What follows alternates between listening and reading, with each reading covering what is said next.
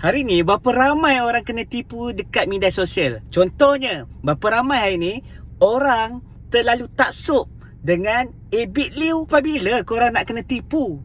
Dan korang nak taksub dengan seseorang? Sampai bila? Sampai bila korang tak tahu menggunakan media sosial?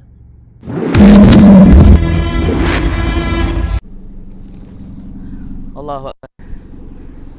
Assalamualaikum warahmatullahi wabarakatuh. Masya Allah.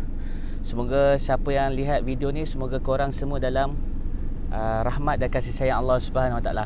Okey, kita nak cerita sikit lah mengenai Abid Liu dengan Mondi, kan? Mondi yang wanita yang bertatu tu. Okey, jadi hari ni aku tengok, Allahu Akbar, ramai orang yang puji dan ada juga segelintirnya yang mengutuk, yang mengatakan Abid Liu ni dia buat konten saja. Sebab apa? Mondi ni sebenarnya, Mondi ni adalah seorang TikTokers, kan? Dan dia ada orang buat anggaran sekali, income dia sebulan berapa. Jadi tuan-tuan yang dimuliakan oleh Allah Subhanahu Wa Taala, okey, sebab tu first kali sebenarnya kita kena tahu macam mana perjalanan media sosial ni. Okey, contoh sebelum kita cerita pasal Abid Liu dengan Mondi tu, contoh yang pertama, first kali kita kena tahu perjalanan media sosial ni. Ada orang dia menggunakan media sosial ni untuk marketing ataupun untuk menjana pendapatan. Sebab apa? Dia ada perniagaan dia sendiri. Okey, kebanyakan orang mereka buat konten adalah disebabkan mereka punya perniagaan. Jadi mereka create satu cerita, mereka create satu keadaan, story yang membuatkan ramai orang percaya. Sebab tu hari ni tuan-tuan yang dimuliakan oleh Allah Subhanahu Wa Taala, hari ni media sosial memainkan peranan yang sangat besar dalam kehidupan kita. Sebab tu first kali kita nak buka media sosial, misal kata kita nak buka TikTok ke, YT ke, IG ke, apa-apa jenis lah media sosial. Sebab tu first kali kita kena tahu apa niat kita, apa tujuan kita untuk buka media sosial ni. Okey, hari ni kebanyakan orang dia buka media sosial dan dia percaya pada media sosial. Mereka percaya pada media sosial 100%. Sedangkan ada orang mereka ni menggunakan marketing saja. Mereka buat satu create story ataupun drama-drama yang korang tengok tu kan dekat TV, tapi itulah yang mereka hasilkan dekat media sosial hari ni. Contoh hari ni kalau orang buat keadaan dia punya apa, orang kata konten dia adalah kekeluargaan.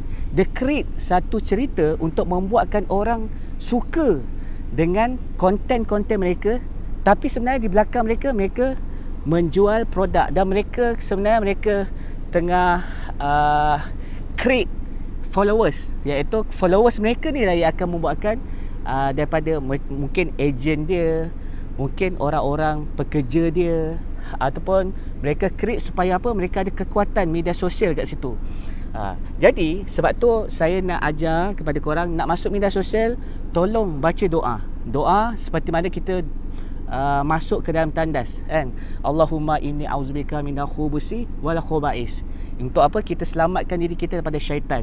Bila kita buka media sosial, kita tak baca doa, kita tak tahu adab-adab dia. Sebab tu hari ni ramai orang anxiety disebabkan media sosial. Sebab tu hari ni ramai orang cemburu disebabkan media sosial.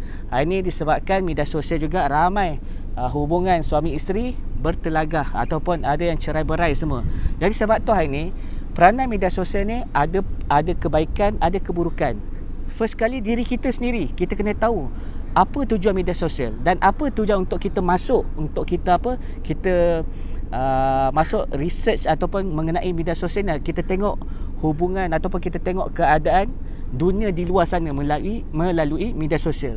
Jadi inilah peranan kita dengan doa yang kita baca, dan first kali yang paling penting mentality kita ni kita kena strong. Kita jangan terikut dengan keadaan dalam media sosial. Sebab apa? Kita orang Islam, kita ada cara kita sendiri. Sebab tu hari ni orang menggunakan media sosial, mereka terlalu taksub. Sebab tu jangan terlalu taksub, ataupun kita jangan terlalu taksub kepada seseorang dalam media sosial, ataupun kita terlalu taksub penceritaan konten-konten yang mereka buat, sedangkan ini hanyalah konten. Jadi jangan tertipu, jangan kita yakin ataupun percaya 100% dekat dalam media sosial. Jadi hati-hati. Sebab tu ada orang bila dia menggunakan media sosial, sehingga kan dia tak bersyukur apa yang suami dia bagi pada diri dia. Sedangkan itulah kemampuan suami dia, tapi disebabkan dia tengok konten-konten orang lain, dia tengok keadaan kehidupan orang lain, sehingga kan dia tak bersyukur apa yang suami dia bagi. Jadi itulah masalahnya apabila kita tidak manage pandangan mata kita melalui media sosial. Okey, contoh kita tarik balik, kita cerita balik mengenai apa yang Abid Liu buat. Okey, first kali kita tengok ada kebaikan, ada keburukan. Contoh, kita tahu konten yang dibuat adalah create satu kita yang rancang. Maksudnya kita create story untuk mencantikkan perjalanan tu. Nampak Mondi dia susah, lepas tu nampak dia daripada gelandangan. Mungkin konten yang dibuat mungkin dahulu macam tu, tapi bukan sekarang. Tapi disebabkan dia ramai followers, jadi Abid Liu pun nak ambil crowd daripada Indonesia, kan? Sebab tu hari ni itu marketing. Walaupun konten mereka yang Abid Liu buat ni adalah satu benda yang ciptaan, tapi itulah kita kena tahu benda-benda ni. Kalau tak, kita pun akan terikut dan kita yakin dengan setiap apa yang ada dalam media sosial. Jadi konten yang dibuat adalah satu orang kata ciptaan sendiri untuk mencantikkan perjalanan, macam mana nak tarik crowd. Sebab apa? Abid Liu ni berniaga, kan? Di belakang dia ada beberapa kedai, orang kata kedai-kedai runcit apa semua, kan? Ataupun perniagaan-perniagaan yang lain lah, pakaian ke apa. Jadi itulah masalah hari ni. Jadi yang ada orang memang dia anggap satu benda tu memang okey, atas pujian apa-apa tu, itu alhamdulillah, itu antara dia dengan Allah, kan? Ataupun kita tengok ada juga yang perkara-perkara negatif, yang ada juga influencer apa semua, kan, yang menceritakan mengenai ini ada satu penipuan, ini adalah satu orang kata apa, mereka create story lah. Sedangkan Mondi ni bukan macam ni. Mondi ni tiktokers. Lepas tu Mondi ni adalah orang yang dah banyak kali masuk dalam TV, diwawancara, ataupun banyak menjadi model-model. Jadi inilah maksud dia. Saya nak ajar kepada korang, first kali kita nak kritik kita kena check daripada side yang baik ataupun side yang buruk juga. Okey, bila kita dah check, okey, contoh yang bagusnya apabila ramai orang puji dan orang kenal ada seorang ustaz yang menaikkan nama Malaysia dekat Indonesia, kan? Itu sebab apa? Sebab saya nampak, saya check salah satu, saya tengok ada ustaz-ustaz yang puji dan ustaz-ustaz mengajak perkara yang sama. Alhamdulillah, dan dengan Ustaz Dery Sulaiman apa semua, kan? Lepas tu ada juga yang side negatif, orang kata ini konten lah, ini marketing lah, ini satu penipuan lah, ini satu apa orang kata nak kelirukan umat lah. Jadi sebab tu first kali kita jangan kritik, kita ni jangan letakkan satu hukum. Bila kita satu hukum, maksudnya kita akan nampak benda tu satu side je. Jadi kita kena tengok dua-dua side, positif dengan negatif. Negatif ni orang akan ni lah, dia sampaikan benda ni adalah satu benda yang tak baik, penipuan untuk nak cari crowd, untuk nak membuatkan nak orang, maksud dia nak cari funder untuk mungkin dalam dia punya pertubuhan dia semua, kan?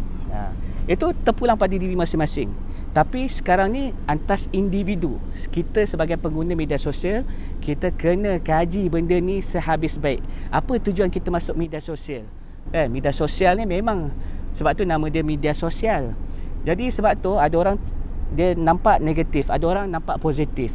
Sekarang ni kita sendiri, kita jangan letakkan satu hukum mengatakan Abid Liu ni penipu ataupun Abid Liu ni memang itu adalah zahir je.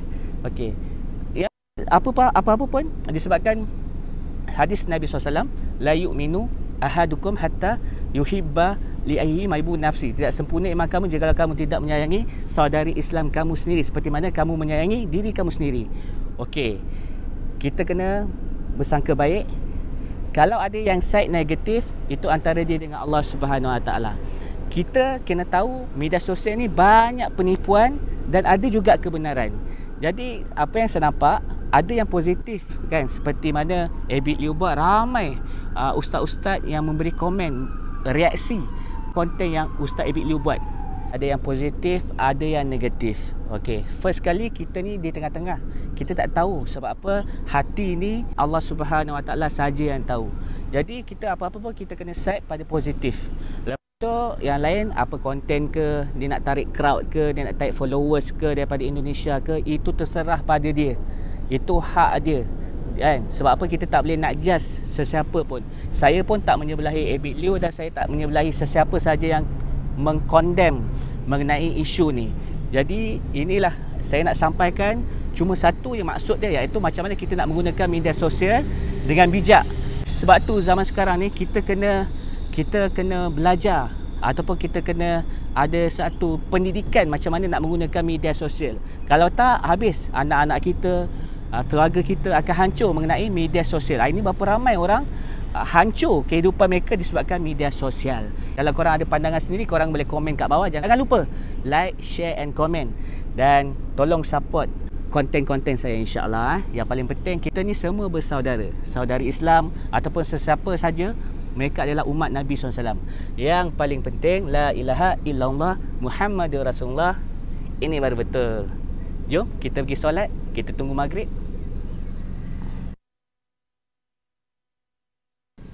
Hmm.